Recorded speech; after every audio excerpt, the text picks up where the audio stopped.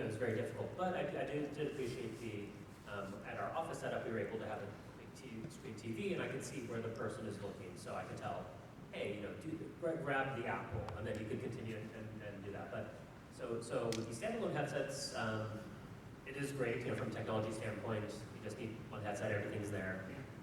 But you're right, it's very difficult when you can't see what they're looking at and you don't know if they're getting stuck on something. So yes, I want to get a little better at casting and figure that out, and I'm sure the next set of headsets will have even better casting. So yeah, I know right now I can cast onto my phone and kind of roughly see it's a little bit delayed, but I can kind of see what are they looking at, and maybe I can help them out. But so technology has just gotten better and better since 2017, and only get better from here. I want to say something to add to what you guys have just mentioned, and that is that we tend to experience a VR piece in a space where it is a demo. Yeah. And that is not the way the creators want people to experience their work. When you're in a demo, somebody puts the thing on, they start the experience, and then somebody taps you on the shoulder and says, "You doing all right?" Yeah. Okay, no, now I'm not doing all right because you just tapped me on the shoulder. We have to respect the medium. We have to really let it be something that speaks to the person, the participant who's in that particular work. And unless we start respecting the medium and stop making it a demo situation, we're not going to get that respect. Now, there are a lot of issues, of course. How do you do that? The Cinerama was a multi-person experience because you had the whole audience there. Many of these immersive works are not multi-person experiences, but you can get a buzz in social VR about something that's going on. And there are some works that are multi-participant. So we are not only at an inflection point, but we have lots of things to learn and to mature and to do to make this medium respected. Yeah. Of course, there's business components that are happening that are driving this because you need the oxygen to create a new medium, and that oxygen is money. And you have to get a very skeptical, conservative group of the funds that really could get behind new entertainment forms, is that to really get that this can be a mass accessible medium. That's why delivering the web helps that pitch a lot. It has in my experience just recently as well. But another thing that's happening is, exhibitors are in a real bad place. I mean, we've had a couple hit movies this summer, so everyone's kind of putting their heads in the sand saying, "Oh, it's all fine now because of Barbie." I prefer to think it's because of Oppenheimer myself, but anyway.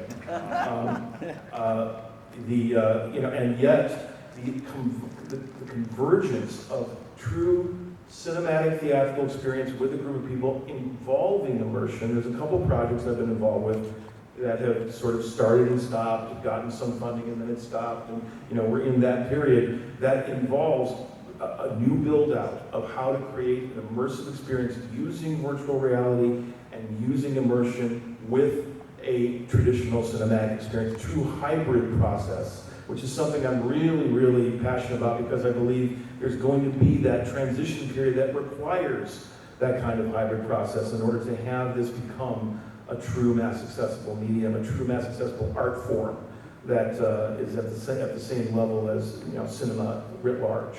So I think that inflection point is happening, and there are business imperatives behind it because exhibitors need something new, and they need to invest big money to make something new happen. So again, as Karen said, think outside the box. Don't be limited if you're a new creator getting into this by old thinking, because I believe the money and the support behind truly new media forms is just about to explode in a revolutionary way, and it's an exciting time because of that. Let's hope so. Next question. That was almost the answer to my question right there. See, this panel is about the future. Yeah, absolutely. I'm a big believer in this whole notion of creating a space that is expansive, and I think it was great that you mentioned Godard. Seminal moments in is Hey, rest in peace, just died this last. yeah, Truffaut, transformative moments, and I know that this is a transformative moment. I wanted to start this off by saying incredible panel, brilliant panel. My question actually speaks to two of the things that you both brought up, and I love this whole kind of notion of the theater experience too. What are your thoughts on cross-platform storytelling? So that is, a story that has a traditional component, an AR component, a VR component, and being able to utilize each platform because immersive media, telling a story in immersive media is, special kind of skill set. But telling each part of the story in a way that takes advantage of those particular parts of the story. Do it. And then in a word, I have a company that's doing it already. I'll talk it's to you essential. about it It's offline. essential that we do that. As a matter of fact, back in 2014, 2015, I had a project, believe it or not, called the Metaverse, way before this, became repopularized since Neil Stephenson popularized it in 1992. Same year as the Lawnmower Man, by the way. I went to Hulu. We had a new VR division, and they were really excited. And we're going to use WebXR with the system that Kieran is now using, and have a television show about a young group of people in a house in Hollywood who are creating VR together. And then you'd be able to click on a link right off the screen and be able to go into the VR creations they were making in the story.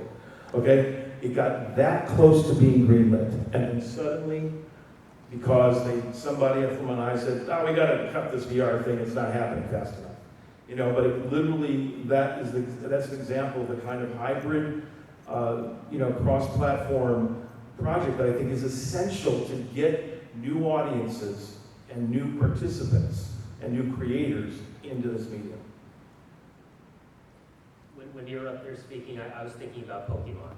And I was at that age when I was a subscriber to Nintendo Power, and we got kind of the preview, here's 6 issues, kind of hyping you up for this game that's coming out. And I got Pokemon Blue probably day one.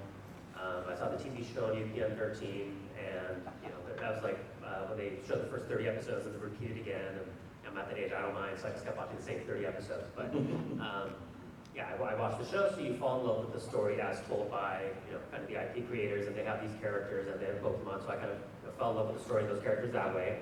I have the game where it is my story, it is my adventure. And then, then you have Pokemon trading cards, you have all these other kind of products. So I feel like that's really what made me love that IP and play Pokemon. I still play Pokemon Go. Obviously, now I'm an adult and I actually like going for walks instead of staying inside and playing video games all day. So, so I think that's one of the perfect examples of how you build a really great IP and give someone a chance to interact with it. When they're on the go, when they're walking around exploring a park, when they're able to sit home and watch TV, when they're able to sit down and play a game, but you just give them a bunch of different ways to interact with that and then really get that connection. So I think there's obviously really great value in that. And it's not totally new. How many films have come from books? How many books have come from films? So Just need to do it all simultaneously. That's the acceleration of it as well. next question. Hi, thank you for an incredible panel. I'll just lift this since most ergonomic. Thank you for sharing your experience and insight, and it's been really invaluable. I was trying to think of an unbiased way to ask this question, and I couldn't find one, so I'm going to have my bias, and I would just invite you to share yours.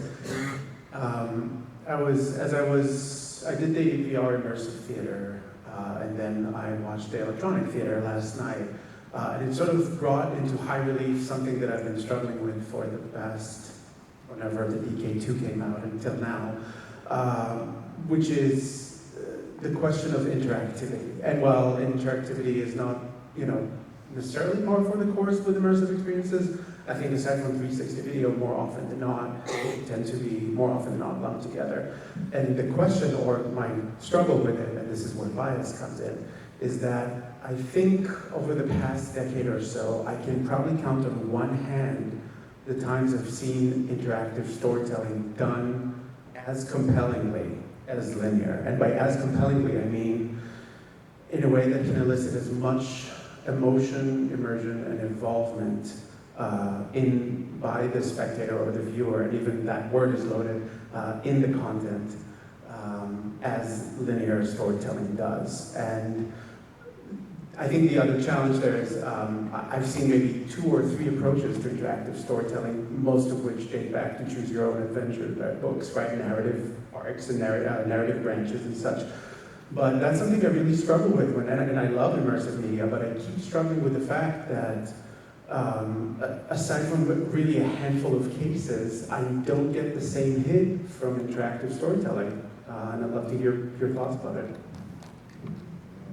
I'm happy to talk about this. We all have thoughts, we're just trying to figure out who goes first. I'll go. I do a lot of immersive theater, so I feel like this is in some ways right up my bailiwick.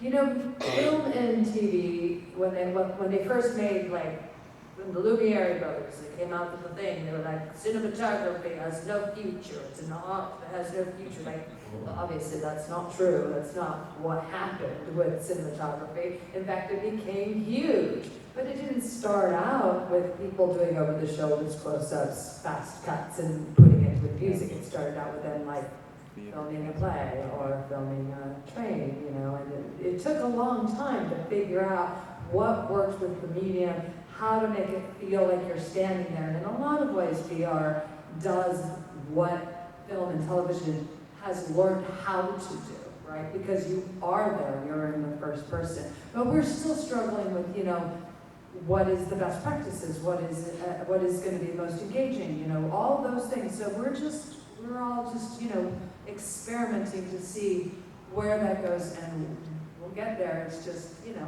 we're still new. It's still a Wild West. Yeah, And then along comes AI. I think your question points to the thing that is most exciting to me. The fact that there is, a frontier there that hasn't been fully breached, just like cinema as it was being created and as the rhetoric was coming into being, as the idea of suspense was being created by people like Alfred Hitchcock in the silent era. I mean, we're starting that moment right now within this undiscovered country between gameplay logic and linear narrative. And it is so exciting to be playing with that, because when you do find something that has that emotional lock, that humanness that we respond to in these other mediums, it's the most thrilling thing imaginable. And I think that is going to really push things, because it is really the new frontier. And there's a whole new generation coming in, and I believe it's going to come from them, in all honesty. And it's great that you said you've seen a few. Yes. You have a short list, so that's good. Yeah.